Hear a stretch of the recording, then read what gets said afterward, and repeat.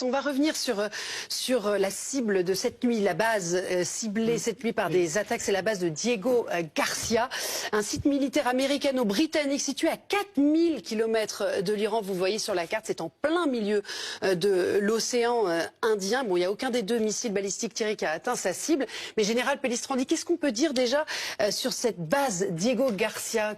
Alors, il y a deux choses à retenir sur ce tir. Alors, Diego Garcia, c'est une base donc en plein océan Indien que contrôlée par les Britanniques, mais que les Américains ont énormément utilisée pour toutes les guerres dans le Golfe, puisque ça permet d'y stationner des bombardiers du type B-52.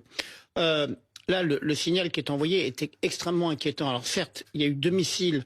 Un qui a priori a dysfonctionné et un autre qui a été intercepté par un destroyer de l'US Navy.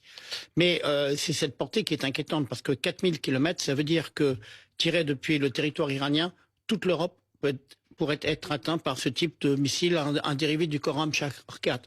Donc là, je pense qu'aujourd'hui, il y a énormément de choses à étudier parce que là, ça veut dire que l'Iran possède une capacité qui n'a pas été détruite, majeur, puisque voilà, un rayon d'action. C'est un petit paradis, mais ça c'est une base militaire aussi, hein, parce que les images sont un peu trompeuses. Oui, complètement.